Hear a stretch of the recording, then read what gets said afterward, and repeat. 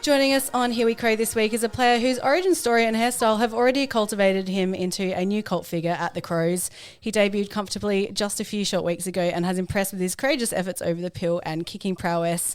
Thankfully, they don't send the selections over email. Otherwise, this baby crow might not have shown up to the game. It's the former Jedi and official bucket hat model, Luke Nankervis. Hey. Luke, thanks for joining us on Here We Crow.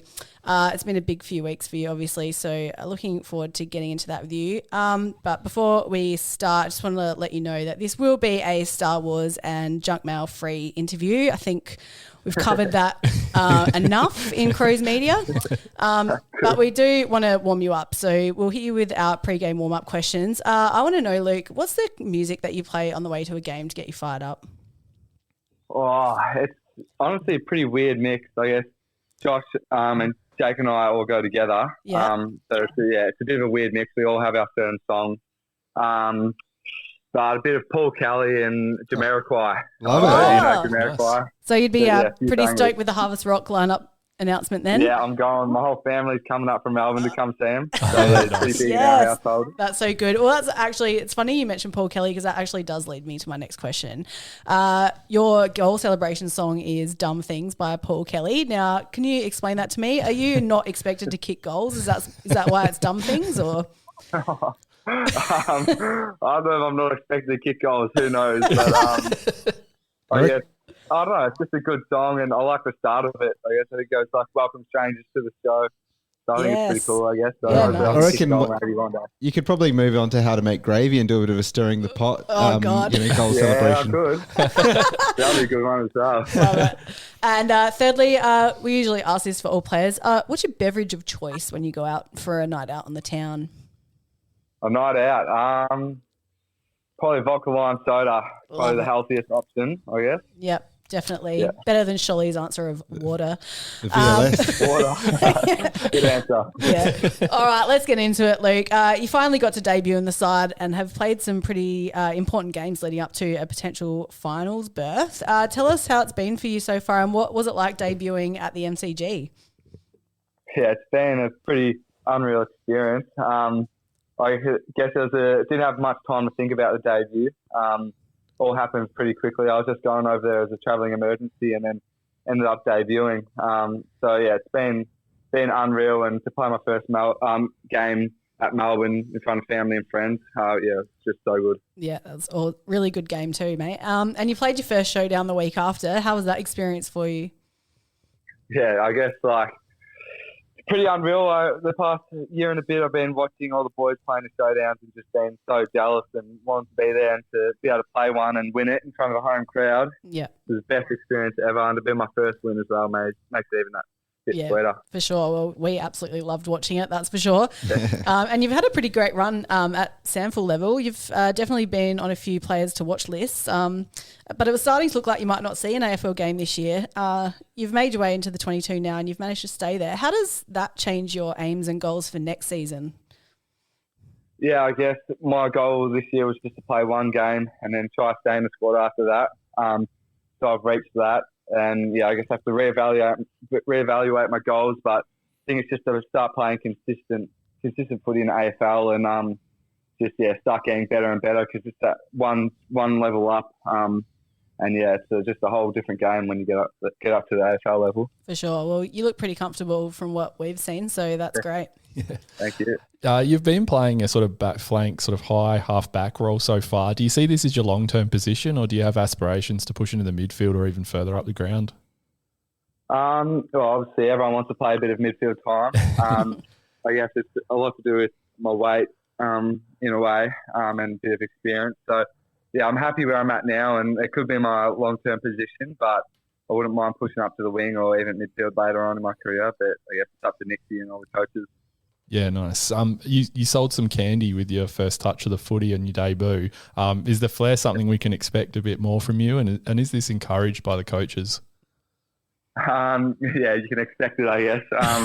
So yeah, definitely encouraged by coaches. They just want me to take on the game and don't really take a step backwards. So yeah, definitely encouraged. Love it. One of our friends of the pod, Dan 80, is keen to know how it's been stepping up to AFL and if having a bunch of Sandford teammates like Borlase and Keane come up at similar times, has that been helpful for you? Yeah, it's been helpful. I guess we're all going through it together on our first few games, and I played a fair bit of footy with them. So, yeah, you have that bit of a connection piece. But, yeah, I guess it's just a whole different game, really. Like, it's just that a lot quicker and bigger bodies. So you just have to, I guess, learn from each game as much as you can and just keep adapting. Yeah, it's a bit of a segue out of that as well. Like from our point of view, you've slotted in pretty seamlessly into the seniors at a time we've really needed to. Is the game plan being executed at AFL level quite similar to the SANFL level? Like, are you getting similar directions, so it's actually quite easy to slot in, or is it completely like different pace and different setting? Same game plan. So it's easy in that sense. You can just come in and you know what's happening, all the structures, everything. But it's just that pace and those better players that you're playing on that can really hurt you if you're not paying attention or if you're just off by a millisecond, really. Mm. Now, I just want to ask you, Luke, obviously there's been a bit of news today with Rory Sloane re-signing with the club for a year extension. That decision has been a little bit divisive amongst the fans on social media, I have to say. But I want to know from your perspective, you're a young player, you've just debuted. What kind of influence does Sloaney bring to the young players of the group, and why is he a good thing to have around? Obviously he's an older player, very experienced, and we're such a young team, so he brings so much knowledge and experience, and to have him around the club is just unreal. I guess he's still playing pretty good footy. So, he's worth heaps in that sense of just having him around and teaching all the young boys the ways and stuff like that, and just having that experience, like especially on game day, keep a bit of a cool head. Yeah, for sure. When you came to the club, the answer to what is your nickname was Nanks, Skywalker, Jedi, or Obi-Wan. Has that been upgraded since? Have you copped one in the last couple of years at the club? No, I think it's settled on Nank at the moment. Hopefully I don't pick up any other nicknames, but there's a few bad ones getting thrown around at the moment. Yeah, there's some weird ones at the club. You see them on Instagram stories quite often, and you just sort of sit there and like shake your head at them. Like, where has that come from? I know we weren't going to bring up the hair, but I for one was a fan of the original hairstyle, and would love to see it come back at some point. So Might take a minute, man. similar to Texas mullet. Were you advised to cut the plait off just for safety reasons, or was that your own decision? He just got sick of people asking him about it. Yeah, probably. And here I am doing it again. It's my fault I brought it up. It was more, it got like flooded and stuff like that. So it started getting like dreaded, and I had to chop it off because it was just filthy. Oh, getting ranked.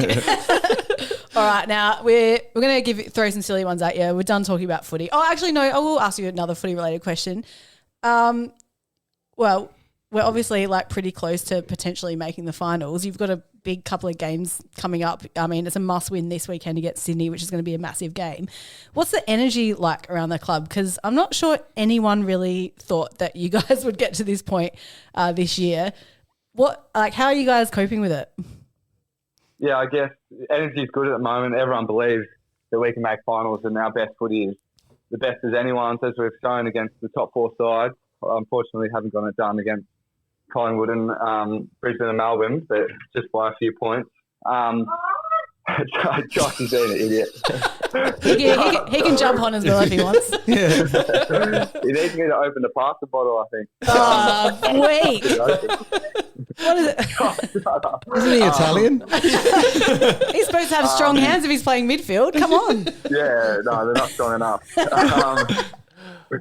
I've lost track.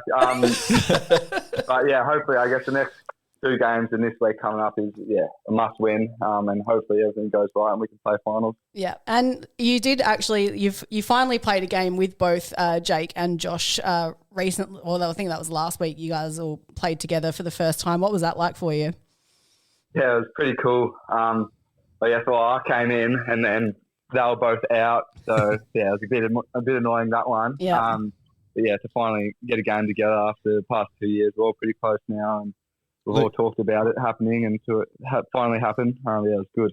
I haven't brought this up on the pod before, Luke, but just spare a thought for me. At one stage, I've got 3 Crows Guernseys with numbers on them. Tom Duday, Isaac Rankin and Josh Rochelli's numbers, and they were all out at the same time a few weeks ago. I'm like, it's a curse. Blame Dan. Yeah, that's Don't right. buy my jersey. Yeah, I won't get... No, I'll save that one.